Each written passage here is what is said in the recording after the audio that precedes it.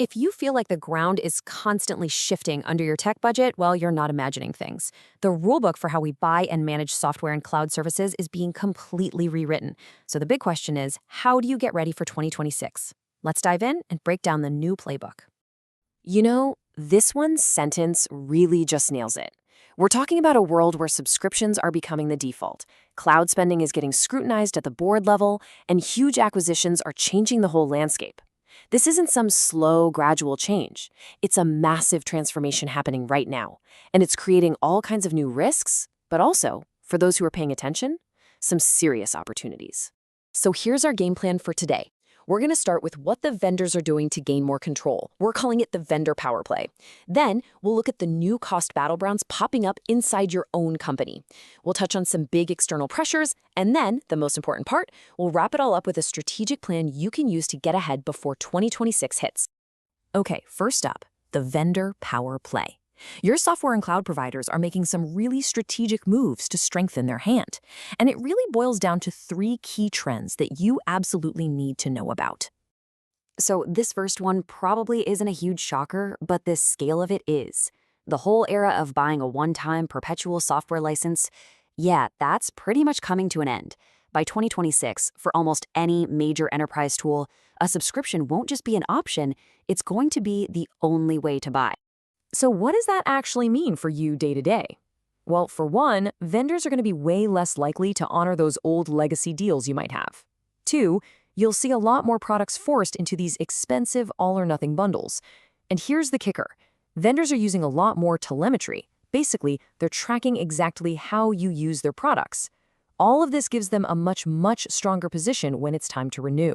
The second trend we're seeing is that the big fish just keep getting bigger. It doesn't matter if it's a private equity firm or one of the huge platform vendors, they are snapping up smaller companies left and right to fill gaps in what they offer, especially in hot areas like AI, cloud tech, and cybersecurity.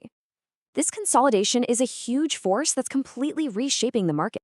And this has a direct and sometimes painful impact on you. That one tool your team absolutely loves, it could get totally restructured or even killed off. And you'll hear the term price harmonization, which, let's be honest, is usually just corporate speak for your price is going up to match the new owner's pricing.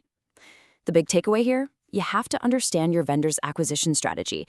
It's not just trivia anymore, it's a critical piece of your negotiation prep. And finally, whatever you do, don't fall into the trap of thinking the good old-fashioned software audit is a thing of the past.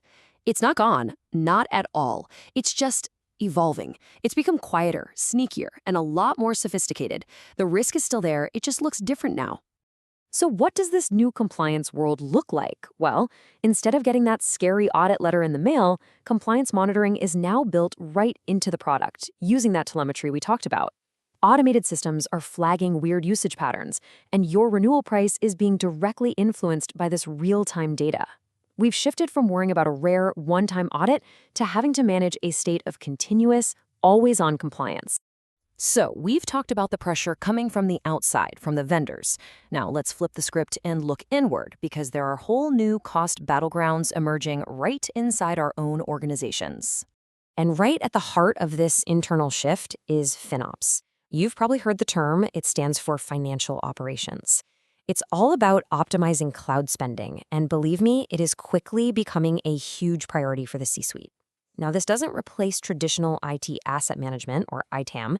Instead, what we're seeing is that FinOps and ITAM are becoming strategic partners, almost like best friends, working together to give a single, unified view of every single dollar spent on tech.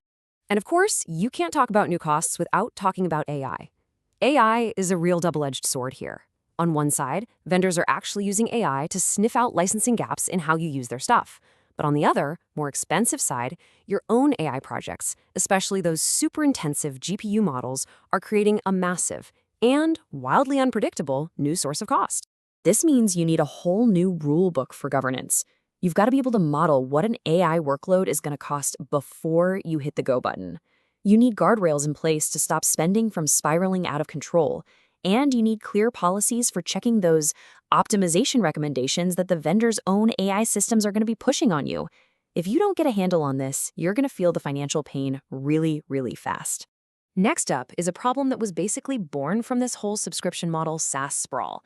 With everything being a software as a service, the amount of money wasted on licenses that nobody's even using is just climbing and climbing.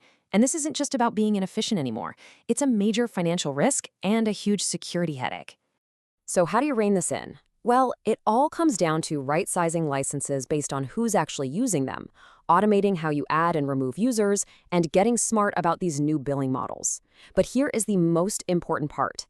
Your identity management system, the thing that controls who has access to what, is now the central command center for all your SaaS costs. That's the new front line. That's where this battle is won or lost. As if all that wasn't enough, there are two last external forces we need to factor in.